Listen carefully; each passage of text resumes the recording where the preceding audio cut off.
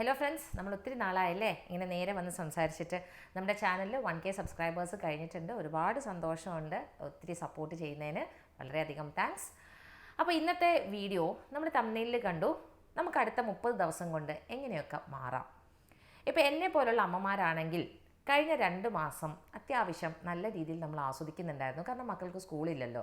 അപ്പോൾ രാവിലെ ചിലപ്പോൾ എഴുന്നേൽക്കുന്ന ലേറ്റായിട്ടായിരിക്കും, അല്ലെങ്കിൽ എപ്പോഴും എഴുന്നേൽക്കുന്ന ആ സമയത്തായിരിക്കില്ല എഴുന്നേൽക്കുക, കുറച്ച് ലേറ്റായിട്ടൊക്കെ ആയിരിക്കും. ഉറങ്ങുന്നത് ലേറ്റായിട്ടായിരിക്കും. നമ്മൾ ഒത്തിരി ട്രിപ്സൊക്കെ പോയിട്ടുണ്ടാകും. ഞാനെവിടെയും പോയിട്ടൊന്നുമില്ല കേട്ടോ. ട്രിപ്സൊക്കെ പോയിട്ട് വന്നേരം അപ്പം എന്തുതന്നെയാണെങ്കിലും നമ്മൾ കഴിഞ്ഞ 2 മാസം നമ്മൾ സാധാരണ പോലുള്ളൊരു ലൈഫ് സ്റ്റൈൽ ആയിരിക്കില്ല. അധികം പേർക്ക് ഒരുപാട് മാറ്റങ്ങൾ ഉണ്ടായിട്ടുണ്ടാവും അല്ലേ. എൻ്റെയൊക്കെ കാര്യം പറയുകയാണെങ്കിൽ എല്ലാം ഡിസോർഡറായിട്ട് കിടക്കുകയാണ്. അപ്പോൾ എല്ലാം എനിക്കൊന്ന് ഓർഡറാക്കി എടുക്കണം എന്നാഗ്രഹമുണ്ട്. ഇനിയിപ്പോൾ ജൂൺ 2-ാം തീയതി സ്കൂൾ തുറക്കാൻ പോവുകയാണ്. അപ്പോൾ എല്ലാവരും വിചാരിക്കും 2-ാം തീയതി സ്കൂൾ തുറക്കുമ്പോഴത്തേക്ക് ഇതെല്ലാം റെഡിയാക്കിയാൽ പോരെയെന്ന്. പക്ഷേ എൻ്റെ ഒരു അഭിപ്രായം എന്താണെന്നറിയോ, നമ്മൾ ഒരു ദിവസം രാവിലെ പെട്ടെന്ന് നമ്മൾ ഇതുവരെ ചെയ്യാത്ത കാര്യങ്ങളൊക്കെ പെട്ടെന്ന് അങ്ങോട്ട് ചെയ്ത് തുടങ്ങുമ്പോഴത്തേക്കും മൊത്തത്തിൽ നമ്മുടെ മൈൻഡ് അങ്ങ് ഡിസ്റ്റർബ്ഡ് ആവുന്ന പോലെയാണ് എനിക്ക് തോന്നിയിട്ടുള്ളത്.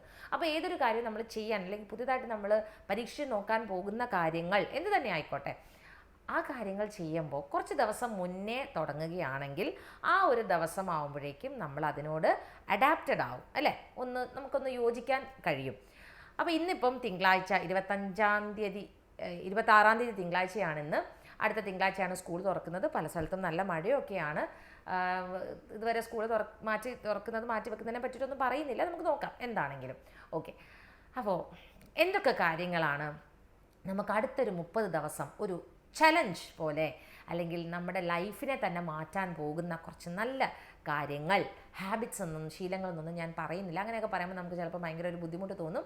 നമ്മുടെ ലൈഫിനെ കുറച്ചും കൂടെ അടിപൊളിയാക്കാൻ വേണ്ടിയിട്ട് നമ്മൾ എന്തൊക്കെ കാര്യങ്ങളാണ് ചെയ്യാൻ പോകുന്നതെന്നുള്ളത് നോക്കാം. ആദ്യത്തെ കാര്യം തന്നെ പലർക്കും ഭയങ്കര ബുദ്ധിമുട്ടുണ്ടാക്കുന്ന കാര്യങ്ങളായിരിക്കും. കാരണം ലേറ്റായിട്ടൊക്കെ എഴുന്നേറ്റ് ശീലമുള്ളവരൊക്കെ ആണെങ്കിൽ എപ്പോഴും ഒരു കാര്യം എന്ന് പറഞ്ഞാൽ, നമ്മൾ ചിലപ്പം 6:30-7 മണിക്കൊക്കെ എഴുന്നേൽക്കുന്നവരാണെങ്കിൽ നമ്മൾ ഉണരാൻ ഏറ്റവും നല്ല സമയം 4:30 അല്ലെങ്കിൽ 5 മണി. അതിനേക്കാളും മുന്നേ ഉണരുന്നവരുണ്ട് കേട്ടോ. അതൊക്കെ നല്ല ബ്രഹ്മമുഹൂർത്തത്തിലൊക്കെ ഉണരുന്നവരുണ്ട്. അതല്ല, നമ്മളൊരു 4:30 അല്ലെങ്കിൽ 5 ഒക്കെ ആകുമ്പോഴേക്കും ഉണരുവാണെങ്കിൽ നമ്മുടെ ബോഡിക്കും അതുപോലെ തന്നെ നമ്മുടെ മൈൻഡിലും ഒരുപാട് ഭയങ്കര പോസിറ്റീവായിട്ടുള്ള എനർജി കൊണ്ടുവരുന്നതാണ് പറയുന്നത്. അതോടൊപ്പം തന്നെ നമ്മൾ കുറച്ച് ലേറ്റായിട്ട് എഴുന്നേറ്റിട്ട് തീർക്കുന്നതിനേക്കാട്ടിലും കുറച്ച് ഫാസ്റ്റായിട്ട് നമുക്ക് പല കാര്യങ്ങളും വളരെ നേരത്തെ എഴുന്നേൽക്കുകയാണെങ്കിൽ ചെയ്ത് തീർക്കാൻ കഴിയും. കാരണം ആ ഒരു സമയം നമ്മുടെ ഒരു പവർ ടൈം എന്ന് പറയുന്നത് നമ്മൾ നല്ല എനർജറ്റിക് ആയിരിക്കുന്ന സമയമായിരിക്കും. അപ്പോൾ ഒറ്റയടിക്ക് വൈകി എഴുന്നേൽക്കുന്നവർ ഒറ്റയടിക്ക് 4:30 എഴുന്നേൽക്കാൻ ശ്രമിക്കരുത്. മെല്ലെ നമ്മുടെ സമയം കുറച്ച് കൊണ്ടുവരിക. ഒരു അരമണിക്കൂർ നേരത്തെ എഴുന്നേൽക്കുക, അടുത്ത ദിവസം കുറച്ചും കൂടി അരമണിക്കൂർ നേരത്തെ എഴുന്നേൽക്കുക. അങ്ങനെ ശരിയാക്കുക. പിന്നെ നമ്മൾ പലരുടെ അലാറം സെറ്റ് ചെയ്യുമ്പോൾ എങ്ങനെയായിരിക്കും, 4:30-ക്കാണ് എഴുന്നേൽക്കാൻ ഉദ്ദേശിക്കുന്നതെങ്കിൽ 4:30, 4:45, 5:15 അങ്ങനെ പല അലാറം സെറ്റ് ചെയ്തിട്ടുണ്ടാവും അല്ലേ. അതൊന്നും ഇല്ലാണ്ട് ഒരൊറ്റ അലാറം 4:30-ക്കാണ് നമ്മൾ എഴുന്നേൽക്കാൻ ഉദ്ദേശിക്കുന്നതെങ്കിൽ 4:30 അലാം മാത്രമേ നമ്മുടെ മൊബൈലിൽ ഉണ്ടാകാൻ പാടുള്ളൂ.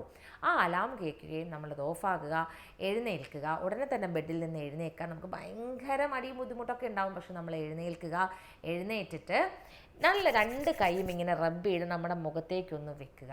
ആ വെക്കുമ്പോൾ ആ റബ്ബിങ്ങിലൂടെ ഉണ്ടാകുന്ന ഹീറ്റ് കാരണം നമ്മുടെ ബോഡി മൊത്തത്തിൽ ഒന്ന് എനർജറ്റിക് ആകും എന്നാണ് പറയുന്നത്. അതുപോലെ തന്നെ നമ്മൾ ചാടി എഴുന്നേൽക്കാതെ നമ്മൾ സ്ലോലി എഴുന്നേറ്റ് ബോഡിയൊക്കെ ഒന്ന് സ്ട്രെച്ച് ചെയ്ത്, ചിലരുണ്ടാവും പ്രാർത്ഥിച്ചിട്ടൊക്കെ എഴുന്നേൽക്കുന്നവരുണ്ടാവും. എന്താണോ നമ്മുടെ ശീലം അതുപോലെ തന്നെ ചെയ്യുക. എഴുന്നേറ്റ് ഫോൺ നോക്കുന്ന സ്വഭാവം മാറ്റിവെക്കുക. ഫോൺ നോക്കിക്കഴിഞ്ഞാൽ നമ്മൾ തീർച്ചയായിട്ടും ഇങ്ങനെ സ്ക്രോൾ ചെയ്ത് പോകാനാണ് സാധ്യത. ഫോൺ നോക്കരുത്. എഴുന്നേറ്റ് ഇനിയിപ്പം എമർജൻസി ആയിട്ട് ചില കാര്യങ്ങളൊക്കെ നമുക്ക് നോക്കേണ്ടവരാണെങ്കിൽ ആ ഒരു എന്തെങ്കിലും എമർജൻസി ആയിട്ട് എന്തെങ്കിലും മെസ്സേജസോ മെയിൽസോ എന്തെങ്കിലും വന്നിട്ടുണ്ടോ എന്നുള്ളത് ജസ്റ്റ് ഒരു ഫ്യൂ സെക്കൻഡ്സ് അത് നോക്കി അതവിടെ അടച്ചു വെക്കുക.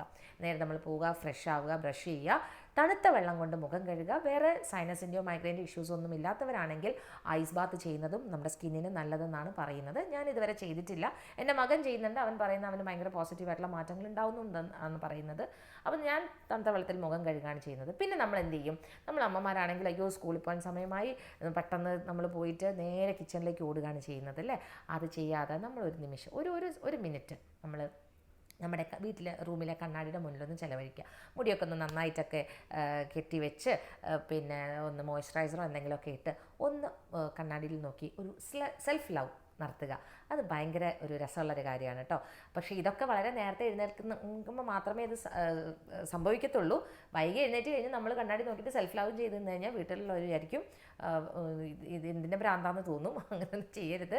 നമ്മൾ കുറച്ച് നേരത്തെ എഴുന്നേൽക്കുകയാണെങ്കിൽ ഇതൊക്കെ നടക്കും. അപ്പോൾ ഇത്രയും ചെയ്ത് കഴിയുമ്പോൾ തന്നെ നമുക്ക് നമ്മളോടുള്ള ഇഷ്ടം തോന്നും. നമുക്ക് നമ്മളെ ഇഷ്ടപ്പെടുകയാണെങ്കിൽ മാത്രമേ നമുക്ക് ബാക്കിയുള്ളവരോട് ഇഷ്ടം തോന്നത്തുള്ളൂ. നമ്മൾ ചെയ്യുന്ന വർക്കിനോടും ഇഷ്ടം തോന്നത്തുള്ളൂ. അപ്പോൾ നാളെ മുതൽ നമുക്ക് രാവിലെ നമ്മളിപ്പോൾ എഴുന്നേൽക്കുന്നതിനേക്കാളും കുറച്ചും കൂടെ നേരത്തെ എഴുന്നേൽക്കാനായിട്ട് ശീലിക്കാം. ഓക്കെ അല്ലേ? ഇനി രണ്ടാമത്തെ പ്രധാനപ്പെട്ട ഒരു കാര്യം എന്ന് പറഞ്ഞു കഴിഞ്ഞാൽ, നമ്മൾ രാവിലെ എഴുന്നേറ്റ് കഴിയുമ്പോൾ ചിലപ്പം ഹസ്ബൻഡും വൈഫും ഒരുമിച്ച് എഴുന്നേൽക്കുന്നവരായിരിക്കും, അല്ലെങ്കിൽ ചിലപ്പോൾ മക്കൾ കിടന്നുറങ്ങുന്നുണ്ടാവും. എന്ത് തന്നെയാണെങ്കിലും എല്ലാവരും എഴുന്നേറ്റ് കഴിഞ്ഞാൽ നമ്മൾ ഫസ്റ്റ് ചെയ്യേണ്ട ഒരു കാര്യം എന്ന് പറഞ്ഞാൽ നമ്മുടെ ബെഡ് നന്നായിട്ട് വിരിച്ചിടുക. എന്താണ് ഇതിൻ്റെ പ്രത്യേകത, അല്ലെങ്കിൽ എന്താണ് ഇതിൻ്റെ ഇമ്പോർട്ടൻസ്? ഇപ്പോൾ ബെഡ് വിരിച്ചിട്ടില്ലെങ്കിൽ എന്താ പ്രശ്നം എന്ന് തോന്നുകയാണെങ്കിൽ നിങ്ങളൊന്ന് ഒറ്റൊരു പ്രാവശ്യം ഒരു കാര്യം ചെയ്ത് നോക്കിയാൽ മതി. ഈ ബെഡ് നന്നായിട്ട് വിരിച്ചിട്ട് ശീലമില്ലാത്തവരാണെങ്കിൽ നിങ്ങൾ റൂമെല്ലാം വൃത്തിയാക്കി നല്ല നീറ്റാക്കി വെച്ചിരിക്കുന്ന ഒരു റൂമാണ്, പക്ഷേ ബെഡ് നമ്മൾ നല്ല വൃത്തിക്കല്ല വിരിച്ച് വെച്ചിരിക്കുന്നതെന്ന് വിചാരിക്കുക. നമ്മൾ എത്ര റൂമിലേക്ക് കയറിയാലും നമുക്ക് ആ റൂമിൽ നിന്നും പെട്ടെന്ന് പുറത്തേക്ക് ഇറങ്ങാനേ തോന്നുള്ളൂ. എന്തോ ഒരു നെഗറ്റിവിറ്റി ആ റൂമിലുള്ളതായിട്ട് നമുക്ക് ഫീൽ ചെയ്യും. അതേസമയം റൂമിൽ ബാക്കി എന്തെങ്കിലുമൊക്കെ ചെറിയ രീതിയിലൊക്കെ ഒന്ന് ഡിസോർഡറായി കിടക്കാമെന്ന് വിചാരിക്കൂ. പക്ഷെ നമ്മൾ ബെഡ് നല്ല വൃത്തിക്കാണ് വിരിച്ച് വെച്ചിരിക്കുന്നതെങ്കിൽ നമുക്ക് ബാക്കിയുള്ള നമ്മൾ ആ ഡിസോർഡറായി കിടക്കുന്ന കാര്യങ്ങൾ നമുക്ക് വൃത്തിയാക്കി വെക്കാനാണ് തോന്നുക. അത് ഭയങ്കര ഇമ്പോർട്ടൻ്റ് ആയിട്ടുള്ളൊരു സൈക്കോളജിയാണത്. എന്താണ് അതിൻ്റെ പിന്നിലെന്നുള്ളത് എനിക്ക് മനസ്സിലായിട്ടില്ല. എൻ്റെ അനുഭവത്തിൽ നിന്നും ഞാൻ മനസ്സിലാക്കിയൊരു കാര്യമാണ് കേട്ടോ അത്. അതുകൊണ്ട് ഞാൻ എപ്പോഴും പറയും, ആരാണോ ലാസ്റ്റ് റൂമിൽ നിന്ന് ഇറങ്ങുന്നത് അവരുടെ ഡ്യൂട്ടിയാണ് ആ ബെഡ് നീറ്റാക്കി വെക്കുക എന്നുള്ളത്. ഏത് റൂമാണെങ്കിലും അവരുടെ ഡ്യൂട്ടിയാണ് ആ ബെഡ് നീറ്റാക്കി വെക്കുക എന്നുള്ളത്. ഓക്കെ, അപ്പോൾ അത് നമുക്കൊരു ശീലമാക്കി മാറ്റുക. ബെഡൊന്ന് നമ്മൾ യൂസ് ചെയ്ത പുതപ്പൊക്കെ ഒന്ന് മടക്കി വെച്ച് ബെഡൊക്കെ ഒന്ന് പൊടി തട്ടി തലണയൊക്കെ ഒന്ന് ഓർഡറിലാക്കി നല്ല ഭംഗിയാക്കി വെക്കുകയാണെങ്കിൽ നമുക്ക് ആ റൂമിലുണ്ടാകുന്ന പോസിറ്റിവിറ്റി തന്നെ നമ്മളിലേക്കും വരും. മൂന്നാമത്തെ കാര്യം, നമ്മൾ എല്ലാ ദിവസവും രാവിലെ ഒരു ഗ്ലാസ് വാം വാട്ടർ കുടിക്കുന്നത് നല്ലതാണ്. ശരിക്കും പറയുന്നത് ഇത് ബ്രഷ് ചെയ്യുന്നതിന് മുന്നേ ആണ് ഒരു ഗ്ലാസ് വാം വാട്ടർ കുടിക്കേണ്ടതെന്നാണ്. വാം വാട്ടർ വളരെ ലൈറ്റായിട്ട് ചൂടാക്കിയ വെള്ളം ആണ് നമ്മൾ കുടിക്കേണ്ടത്. ഇനി ചിലർക്ക് ചിലപ്പോൾ ബ്രഷ് ചെയ്യാണ്ടൊക്കെ കുടിക്കാൻ ബുദ്ധിമുട്ടുള്ളവരാണെങ്കിൽ ഓക്കെ, ബ്രഷ് ചെയ്തതിന് ശേഷം മതി. പക്ഷേ നമ്മൾ എംപ്റ്റി സ്റ്റൊമക്കിൽ ഒരു ഗ്ലാസ് വാം വാട്ടർ കുടിക്കുന്നത് നമ്മുടെ ബോഡിക്കും ഹെൽത്ത് വൈസും മാത്രമല്ല നമ്മുടെ കംപ്ലീറ്റ് ആയിട്ടുള്ള ബോഡിയുടെ ചേഞ്ചസിനും ഒക്കെ നല്ലതാണ്, നമ്മുടെ മൈൻഡിനും ഒക്കെ നല്ലതാണ് എന്നാണ് പറയുന്നത്. അപ്പോൾ അതുപോലെ തന്നെ നമ്മൾ ചെറിയ ലൈറ്റായിട്ടുള്ള എക്സസൈസസ്, ഇപ്പോൾ ഒരുപാട് സമയമൊന്നും എക്സസൈസ് ഒന്നും ചെയ്യണം. നമ്മൾ രാവിലെ ബെഡിൽ നിന്ന് എണ്ണിക്കുമ്പോൾ നമ്മൾ സ്ട്രെച്ച് ചെയ്തിട്ടാണ് എണ്ണിക്കുന്നത്. അതല്ലാതെ ചെയ്യാൻ പറ്റുന്ന ഒന്ന് മുറ്റത്തേക്ക് ഇറങ്ങി നടന്ന്, നമുക്ക് ചെടികളൊക്കെ ഉണ്ടെങ്കിൽ ഒന്ന് ചെടികളുടെ അടുത്തേക്കൊക്കെ പോയി വന്ന്, അപ്പോൾ ഞാൻ വീണ്ടും പറയുകയാണ്, ഇതൊക്കെ നമുക്ക് ചെയ്യണമെങ്കിൽ രാവിലെ എഴുന്നേൽക്കുന്ന സ്വഭാവമുള്ളവർക്ക് മാത്രമാണ് നടക്കുക അല്ലേ. ഒന്ന് ചെടികളുടെ അടുത്തേക്കൊക്കെ ഒന്ന് പോയി വന്ന്, അപ്പോൾ ഈ വാം വാട്ടർ കയ്യിലെടുത്തിട്ട് അതും കുടിച്ചിട്ട് നമുക്ക് ചെടികളുടെ അടുത്തേക്കൊക്കെ ഒന്ന് പോയി. അപ്പോൾ പറയുമ്പോൾ നമ്മൾ വിചാരിക്കും ഭയങ്കര സിനിമാറ്റിക് ആണല്ലോ ഇതൊക്കെയെന്ന്. പക്ഷേ ഇതൊക്കെ ശരിക്കും പറഞ്ഞു കഴിഞ്ഞാൽ ഈ സിനിമയിൽ കാണിക്കുന്ന, അല്ലെങ്കിൽ നമ്മൾ ചില വീഡിയോസിലൊക്കെ കാണുന്ന കാര്യങ്ങളുണ്ടല്ലോ, അത് നമ്മൾ സ്വന്തമായിട്ടൊന്ന് ശീലിക്കുമ്പോഴാണ് ഇതിലൊക്കെ ഭയങ്കര ഇമ്പോർട്ടൻസ് ഉണ്ട്. ഒരു ഗ്ലാസ് ചൂടുവെള്ളം കുടിക്കുന്നതിൽ എന്തായിപ്പോൾ, അല്ലെങ്കിൽ ഒന്ന് ചെടികളുടെ ഇടയിലൂടെ നടക്കുന്നതിന് എന്തായിപ്പോൾ എന്ന് ചിന്തിക്കുന്നവരുണ്ടെങ്കിലുണ്ടല്ലോ, അത് ഭയങ്കര തെറ്റായിട്ടുള്ളൊരു ചിന്താഗതിയാണ്. കാരണം നമ്മൾക്കത് തരുന്ന, നമ്മളെപ്പോഴും പോസിറ്റീവായിട്ടിരിക്കുക, നമ്മളുടെ ബോഡിയിൽ എപ്പോഴും ഒരു പോസിറ്റീവ് എനർജി ഉണ്ടാക്കുക എന്നുള്ളതാണ് ഇതുകൊണ്ട് ഉദ്ദേശിക്കുന്നത്. അപ്പോൾ അതൊന്ന് ചെയ്യുക. അപ്പോൾ ഈ നടക്കുന്നതിലൂടെ നമ്മുടെ ബോഡിയിൽ ഒരു ചെറിയ മൂവ്മെൻറ്റ് ഉണ്ടാവുന്നുണ്ട്. ഇനി വർക്കൗട്ട് ചെയ്യുന്നവരാണെങ്കിൽ ഓക്കെ, ഇനിയിപ്പോൾ വർക്കൗട്ട് ചെയ്ത് തുടങ്ങുന്നവരാണെങ്കിൽ ഒരു 10 മിനിറ്റ്സ്, ഒരുപാട് സമയമൊന്നും നമ്മൾ ചെയ്യേണ്ട ആവശ്യമില്ല. ഒരു 10 മിനിറ്റ്സ്, 10 മിനിറ്റ് മാത്രം നമ്മൾ ചെറുതായിട്ട് എന്തെങ്കിലും ഒരു ജമ്പിങ് ജാക്സോ അല്ലെങ്കിൽ എന്തെങ്കിലും ഒരു ചെറിയ മൂവ്മെൻറ്റ് നമ്മൾ ഉണ്ടാക്കാനായിട്ട് ശ്രമിക്കുക. ഈ വെള്ളം കുടിക്കുന്ന കാര്യം പറഞ്ഞല്ലോ, നമ്മൾ അതിനകത്ത് ഒരു ദിവസം ഒരു 3 ലിറ്റർ വെള്ളം കുടിക്കണം എന്നുള്ളതാണ് ഹെൽത്ത് വൈസായിട്ട് നല്ലതെന്ന് പറയും. അപ്പോൾ ഈ 3 ലിറ്റർ വെള്ളം നമ്മൾ ഒറ്റയടിക്ക് ഓരോരോ ലിറ്റർ അങ്ങ് കുടിച്ച് അങ്ങനെയല്ല ചെയ്യേണ്ടത്. നമ്മൾ ഉച്ചയ്ക്ക് ഭക്ഷണം കഴിക്കുന്ന സമയം എപ്പോഴാണോ ആ ഭക്ഷണം കഴിക്കുന്നതിൻ്റെ അരമണിക്കൂർ മുൻപ് നമ്മൾ ഈ ഒരു 2 ലിറ്റർ വെള്ളം കുടിച്ച് തീർക്കുക എന്നുള്ള രീതിയിലാണ്. അപ്പോൾ കുറച്ച് സിപ്പ് ബൈ സിപ്പായിട്ട് കുടിക്കാൻ പാടുള്ളൂ, ഒറ്റയടിക്ക് കുടിക്കരുത് കേട്ടോ. അതിനുശേഷം ഭക്ഷണത്തിന് ശേഷം അരമണിക്കൂറിന് ശേഷം നമ്മൾ ബാക്കിയുള്ള 1 ലിറ്റർ വെള്ളം കുടിച്ചിട്ട് നമ്മൾ ഉറങ്ങുന്നതിന് ഒരു 2 മണിക്കൂർ മുൻപ് ഈ വെള്ളം കുടിച്ച് തീർക്കുക എന്നുള്ളത്. അപ്പോൾ അങ്ങനെ ഒരു ദിവസം 3 ലിറ്റർ വെള്ളം, നമ്മൾ ഈ 3 ലിറ്റർ വെള്ളം കുടിച്ച് തീർക്കുന്നുണ്ടോ എന്നുള്ളത് നമുക്ക് വേണമെങ്കിൽ എവിടെയെങ്കിലും ഒന്ന് മാർക്ക് ചെയ്ത് വെക്കാം, അല്ലെങ്കിൽ നമ്മുടെ ഫ്രണ്ടിനോടൊരു ചലഞ്ച് പോലെ വെക്കാം, ഇന്ന് ഇത്ര ലിറ്റർ വെള്ളം കുടിക്കുന്നു ഒക്കെ എന്നുള്ളത്. അപ്പോൾ അത് നമ്മൾ അങ്ങനെ ആ ഒരു വെള്ളം കുടിയുടെ ശീലം നമ്മുടെ ബോഡിയിലും നമ്മുടെ മൈൻഡിലും ഒരുപാട് മാറ്റങ്ങളാണ് ഉണ്ടാക്കുക. നിങ്ങൾ അങ്ങനെ കറക്റ്റായിട്ട് കുടിച്ച് നോക്കും, നമ്മുടെ സ്കിന്നിലൊക്കെ ഉണ്ടാകുന്ന മാറ്റമൊക്കെ ഉണ്ടല്ലോ. നമ്മളിപ്പോൾ ഒരു ഫേഷ്യൽ ചെയ്യുന്നതുകൊണ്ടും അല്ലെങ്കിൽ മോയ്സ്ചറൈസറും ഓരോ ഫേസ് ക്രീമൊക്കെ യൂസ് ചെയ്യുന്നതിനെക്കാട്ടിലും ഏറ്റവും നല്ല മെഡിസിൻ എന്ന് പറയുന്നത് നമ്മൾ വെള്ളം കുടിക്കുന്നത് തന്നെയാണ് കേട്ടോ. ഇനി അടുത്തത് വളരെ പ്രധാനപ്പെട്ട, അല്ലെങ്കിൽ എല്ലാവർക്കും ചിലപ്പോൾ കേൾക്കുമ്പോൾ തന്നെ ഇഷ്ടമുള്ളൊരു കാര്യമാണ്, നമുക്ക് നമ്മുടേതായിട്ടുള്ള ഒരു സമയം കണ്ടെത്തുക. ഒരു അരമണിക്കൂർ, ഒരുപാട് സമയമൊന്നും വേണ്ട, ഒരു അരമണിക്കൂർ. ആ ഒരു സമയത്തിൽ നമ്മുടെ ആരും ആ ഒരു സമയത്തേക്ക് വരാൻ പാടില്ല. എന്ന് വെച്ച് കഴിഞ്ഞാൽ നമ്മുടെ ഫാമിലി മെമ്പേഴ്സ് ആണെങ്കിലും ആരാണെങ്കിലും നമുക്ക് ഇഷ്ടപ്പെട്ട കുറച്ച് കാര്യങ്ങൾ ചെയ്യാൻ. ചിലപ്പോൾ ചിലർക്ക് ആ സമയത്ത് ഒരു ഗാർഡനിങ് ചെയ്യാൻ, അല്ലെങ്കിൽ ചിലർക്ക് ബുക്ക് വായിക്കാൻ ഇഷ്ടമാണ്, ചിലർക്ക് പാട്ട് കേൾക്കാൻ ഇഷ്ടമുണ്ടാവും, ചിലർക്ക് ചിലപ്പോൾ ഒന്നും ചെയ്യാൻ ഇഷ്ടമുണ്ടാവില്ല, വെറുതെ ഇരിക്കാനായിരിക്കും ഇഷ്ടം, ചിലപ്പോൾ അരമണിക്കൂർ ഉറങ്ങാൻ ഇഷ്ടപ്പെടുന്നവരുണ്ടാവും. സോ നമുക്ക് എന്താണോ ചെയ്യാൻ ഇഷ്ടമുള്ള ഒരു കാര്യം നമുക്ക് നമ്മുടേതായിട്ടുള്ള ഒരു അരമണിക്കൂർ സമയം കണ്ടെത്തുക. ചിലപ്പോൾ ചിലർക്ക് ആ സമയത്തായിരിക്കും നമുക്ക് വളരെ ക്ലോസ് ആയിട്ട് നമുക്ക് സംസാരിക്കാൻ ഇഷ്ടമുള്ള ഫ്രണ്ട്സിനെ ചിലപ്പോൾ നമ്മൾ ഫോണിൽ വിളിച്ച് സംസാരിക്കുന്നത്, അവരും ഫ്രീ ആണെങ്കിൽ കേട്ടോ, വിളിച്ച് സംസാരിക്കുന്നത് ചിലപ്പോൾ ആ ഒരു അരമണിക്കൂർ സമയമായിരിക്കും. സോ നമുക്ക് നമ്മുടേതായിട്ടുള്ള ഒരു അരമണിക്കൂർ സമയം, നമുക്ക് ടഫായിട്ട് തോന്നുന്ന ഒരു ജോലികളും ചെയ്യാണ്ട് ഫ്രീ ആയിട്ടുള്ള എൻജോയ് ചെയ്യാൻ പറ്റുന്ന ഒരു അരമണിക്കൂർ സമയം തീർച്ചയായിട്ടും നമ്മൾ ഡെയിലി കണ്ടെത്താൻ ശ്രമിക്കുക.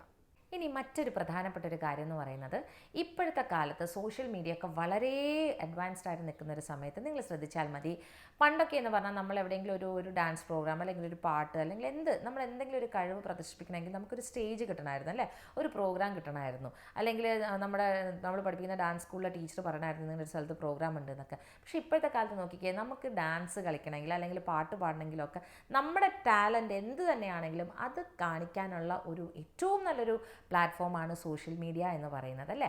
അപ്പോൾ നമുക്ക് ഒരുപാട് പേർക്ക് ചെറുപ്പകാലത്തിൽ ചിലപ്പം ചെയ്യാൻ, അല്ലെങ്കിൽ പഠിക്കണമെന്ന് ആഗ്രഹിച്ചിട്ട് പഠിക്കാതെ പോയ കുറേ കാര്യങ്ങളുണ്ടാവും. അതൊക്കെ പഠിക്കാനുള്ളൊരു സമയം കണ്ടെത്തുക. നമ്മൾ എന്തെങ്കിലും ഒരു കാര്യം, ഒരു ടാലൻറ്റ്, അല്ലെങ്കിൽ എന്തെങ്കിലും ക്രിയേറ്റീവായിട്ടുള്ള എന്തെങ്കിലും ഒരു കാര്യം പുതുതായിട്ട് ചെയ്യാൻ വേണ്ടി ശ്രമിക്കുക. അപ്പോൾ എല്ലാ ദിവസവും ഒരേപോലെ പോകാതെ നമ്മൾ പുതിയതായിട്ടൊരു കാര്യം കണ്ടെത്താൻ ശ്രമിക്കുമ്പോഴുണ്ടല്ലോ, അത് നമ്മുടെ ലൈഫിനെ വളരെ നല്ല രീതിയിലാണത് സപ്പോർട്ട് ചെയ്യുക. ഇപ്പം എൻ്റെ ഒരു പേഴ്സണലായിട്ടുള്ള കാര്യം പറയുകയാണെങ്കിൽ, വീണ പഠിക്കണമെന്ന് എനിക്ക് ഭയങ്കര ആഗ്രഹം ഉണ്ടായിരുന്നു കേട്ടോ, ചെറുപ്പം മുതലുള്ള ആഗ്രഹമായിരുന്നു.